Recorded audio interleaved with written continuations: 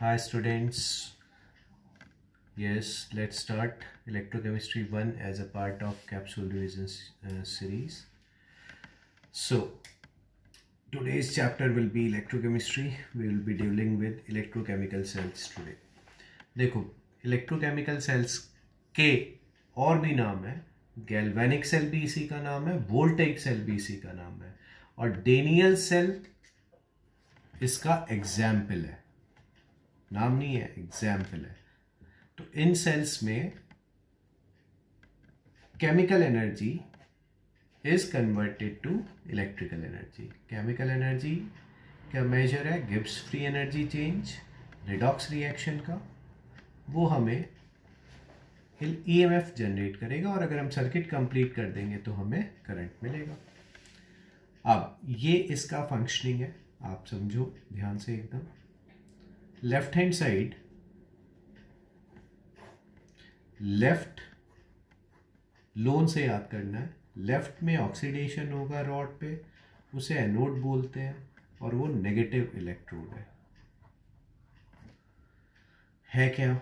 देखो, सपोज करो ये डेनियल सेल है, तो जिंक की रॉड है और जिंक सल्फेट यहाँ है, जिंक आयन यहाँ है और जिंक की रॉड है, और कॉपर सल्फेट यहाँ है और कॉपर की रॉड है। तो जिंक जब ऑक्सीडाइज होगा तो जिंक आयन तो यहाँ ट्रेवल करेंगे और जो इलेक्ट्रॉन्स होंगे वो रॉड पे आना, डिपॉजिट होना शुरू हो जाएंगे। तो ये बताओ, एक पर्टिकुलर इंस्टेंट ऑफ टाइम पर ये वाली रॉड नेगेटिवली चार्ज हो गई। अब जरा इधर की रॉड देखो, इधर की रॉड पे रिडक्शन होना है, कैथोड बोलते हैं इसे, पॉजिटिवली चार्ज होगी। कैसे? क्योंकि कॉपर आयन आएंगे, यहाँ कॉपर आयन आएंगे तो यहाँ पॉजिटिव चार्ज हो गया। करेक्ट। अब ये बताओ कि मैंने सर्किट कंप्लीट करा with the help of an external conducting wire, तो ये इलेक्ट्रॉन यहां ट्रैवल कर गए, लेकिन अब थोड़ी देर तक तो ऐसा होगा, लेकिन फिर करंट अपने आप रुक जाएगा। इलेक्ट्रॉन का फ्लो एनोड टू कैथोड होता है, लेकिन ये रुक गया। अब रुक गया तो इसको समझो, तो रुका क्यों? रुका इसलिए कि सॉल्यूशन अब पॉजिटिवली चार्ज हो चुका है। पॉजिटिवली चार्ज हो चुका है तो बताओ फर्दर जिंक आयन कैसे आए इसमें? रॉड पॉजिटिवली चार्ज हो चुकी है, फर्दर कॉपर आयन कैसे आए? रिपल्शन है, रिपल्शन है, बोथ साइड रिपल्शन है, करंट रुक गया है। तो अब सॉल्ट ब्रिज का काम देखो, सॉल्ट ब्रिज क्या देगा? यहां पे एनायंस देगा, एनायंस इसके अंदर भरा होगा कोई इलेक्ट्रोलाइट लाइक KCl, अगार अगार पेस्ट इसका होगा, तो यहां क्लोराइड देगा, यहां अपने K+ देगा, तो जिससे सॉल्यूशन इलेक्ट्रिकली न्यूट्रल बना रहे। तो अगर ये न्यूट्रल बना रहेगा तो जिंक आयन यहां आते रहेंगे, इलेक्ट्रॉन ट्रेवल करते रहेंगे, रॉड न्यूट्रल बना के रखेंगे, तो कॉपर आयन भी आते रहेंगे। रिपीटेडली देख लो वीडियो को, फंक्शनिंग समझ में आ जाएगी।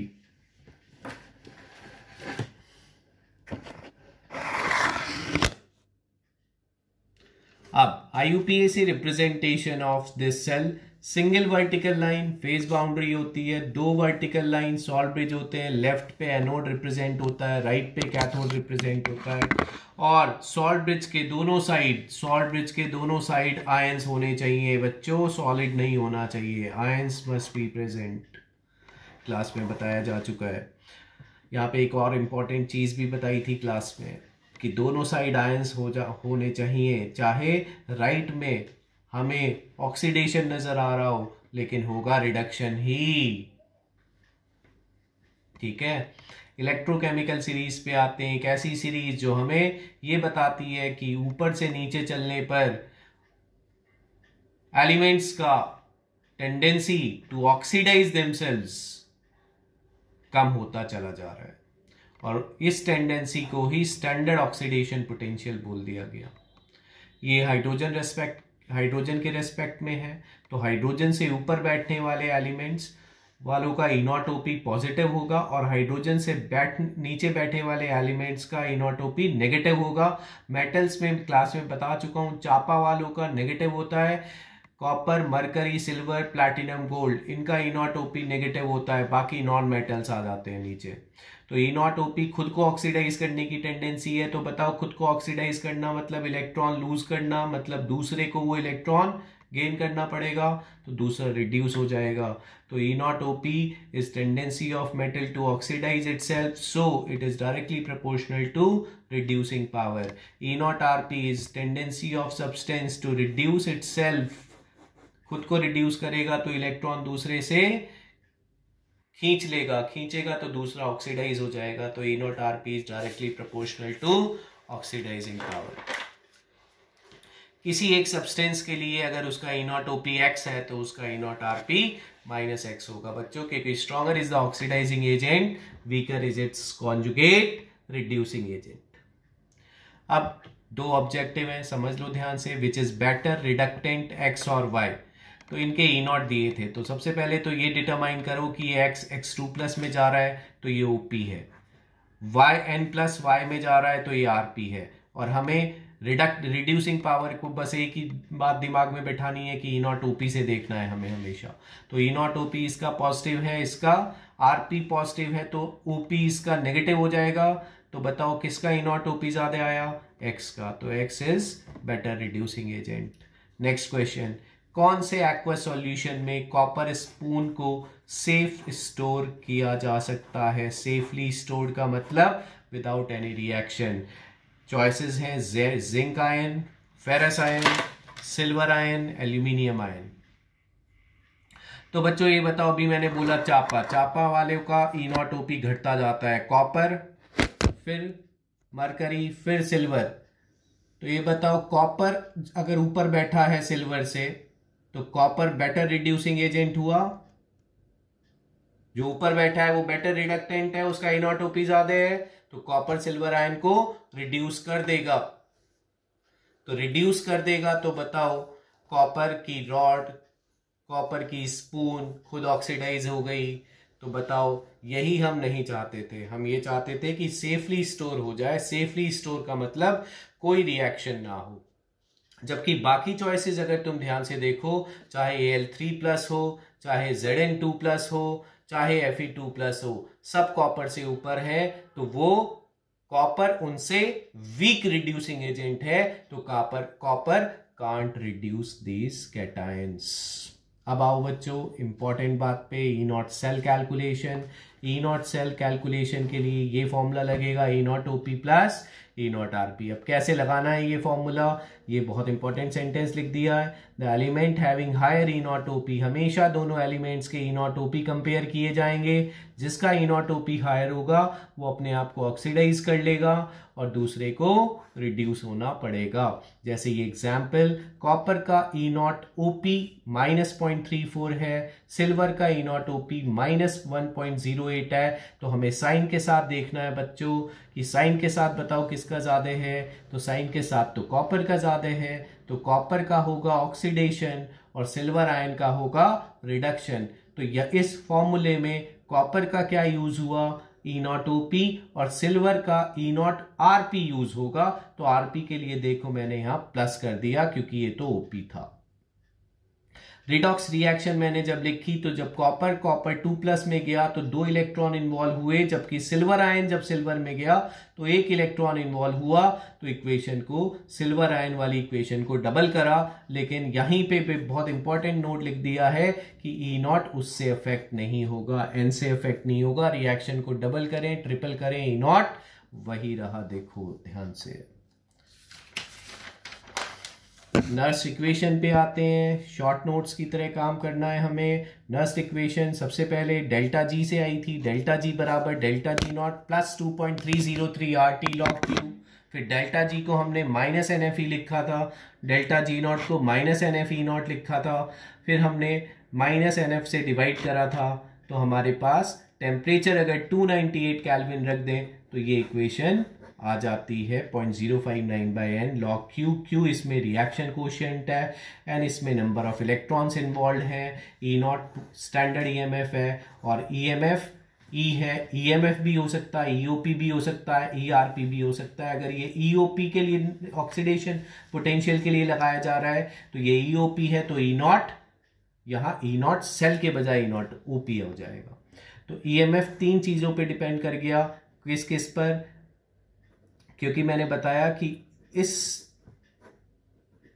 इसको 0.059/n लिखते हैं, तो बताओ टेम्परेचर पे डिपेंड कर गया, ये तो 298 पे लिखा है हमने, 273 केल्विन पे कुछ और होगा। एन पे डिपेंड कराओ ईएमएफ, और कॉन्सेंट्रेशन ऑब्वियसली क्यू क्या क्या, क्यू रिएक्शन कोशिएंट है, रिएक्शन कोशिएंट क्या होता है, प्रोडक्ट अपॉन रिएक्टेंट, तो कॉन्सेंट्रेशन रखनी होती है, तो कॉन्सेंट्रेशन पे भी डिपेंड कर गया। अब नेक्स्ट इक्वेशन रट लो, इसके एप्लीकेशंस 3 मेन होते हैं, टू डिटरमाइन ईओपी, ईआरपी या ई सेल। अगर हम ऑक्सीडेशन हाफ सेल के लिए लगाते हैं तो यहाँ सिर्फ ईओपी, और अगर हम रिडक्शन हाफ सेल के लिए लगाते हैं तो यहाँ ईआरपी, और अगर हम पूरे सेल की इक्वेशन के लिए लगाते हैं तो यहाँ ई सेल और यहाँ ई नॉट सेल आ जाएगा। लेकिन उस केस में नंबर ऑफ इलेक्ट्रॉन्स को ध्यान से देखो। अब क्वेश्चन में देखो, ये क्वेश्चन है कि x2 प्लस में जा रहा है, y3 प्लस y में जा रहा है, ई नॉट ओपी दिया है x का, ई नॉट आरपी दिया है y का। तो सबसे पहले तो आप ई नॉट सेल निकाल लो। ई नॉट सेल बताओ, E not OP of x plus E not RP of y, तो ई नॉट सेल तो आपका 2.5 आ गया। अब बच्चों इस पे ध्यान दो, n पे ध्यान दो। तो x जब x2 प्लस में गया तो 2 इलेक्ट्रॉन इन्वॉल्व हुए, y3 प्लस जब y में गया तो 3 इलेक्ट्रॉन इन्वॉल्व हुए। तो इस इक्वेशन को हमें ट्रिपल करना पड़ेगा और इस इक्वेशन को हमें डबल करना पड़ेगा। तो ये जो फाइनल इलेक्ट्रॉन्स आएंगे वो दैट विल बी 6। तो नेक्स्ट इक्वेशन में n ना तो 2 लेंगे ना 3 लेंगे, n विल बी 6। और फिर ध्यान रखो Q में जब हमने ये इक्वेशन लिखी, रिडॉक्स हमारी आई, तो Q के एक्सप्रेशन में ये जो स्टोइक्योमेट्रिक कॉफिशिएंट्स हैं वो ना छूट जाएं। सॉलिड हमेशा यूनिटी लेते हैं, तो बताओ x2 प्लस की पावर 3 हो जाएगा, और y प्रोडक्ट अपॉन रिएक्टेंट होता है, क्यों Q it is exactly like equilibrium constant. तो बताओ x2 प्लस आपकी पावर 3 अपॉन y3 प्लस की पावर 2, ये हो जाएगा। उसके बाद ये ई सेल आप लोग निकालो और इनफैक्ट कमेंट करो क्या आप लोगों का ई सेल आता है। कमेंट करो, मेरे को बताओ अपने कमेंट्स के थ्रू। सेकंड एप्लीकेशन भी मैंने क्लास में बताया हुआ है, to calculate to determine equilibrium constant. बताओ अगर कोई सेल इक्विलिब्रियम पे होगा तो उसके लिए डेल्टा जी 0 होगा। डेल्टा जी 0 होना मतलब माइनस NFE सेल 0 होना, मतलब ई सेल 0 होना। तो हम जब भी नेक्स्ट इक्वेशन लिखें उसमें ई सेल को 0 पुट कर दें और Q को के इक्विलिब्रियम लिख दें, n ध्यान से डिटरमाइन कर लें, ई नॉट सेल ध्यान से डिटरमाइन कर लें। तो बताओ जब हमने इसको 0 लिख देंगे, इसको कैलकुलेट करने में इसे जब 0 लिख देंगे, ई नॉट सेल हम आराम से कैलकुलेट कर ही लेंगे, n हम ध्यान से रख लेंगे। तो बताओ इसको के इक्विलिब्रियम रखेंगे तो के इक्विलिब्रियम हम निकाल सकते हैं। Very good. Third application, last application हो जाएगी टू डिटरमाइन स्पॉन्टेनिटी, मतलब कि सेल रिएक्शन स्पॉन्टेनियस है, चलेगा कि सेल वर्किंग कंडीशन में है, नॉन वर्किंग कंडीशन में। तो अगर स्पॉन्टेनियस है तो बताओ डेल्टा जी नेगेटिव होगा, delta G is minus NFE negative होना मतलब ई सेल पॉजिटिव होना। नॉन स्पॉन्टेनियस का मतलब डेल्टा जी पॉजिटिव होना मतलब माइनस NFE, पॉजिटिव होना मतलब ई सेल का नेगेटिव होना। तो ये इलेक्ट्रोकेमिकल सेल हमने आज कवर करा। इलेक्ट्रोकेमिस्ट्री पार्ट 2 में हम इलेक्ट्रोलाइटिक सेल और कंडक्शन अलॉन्ग विद फॉर्मूले और कॉन्सेप्ट्स कवर करेंगे। Thank you.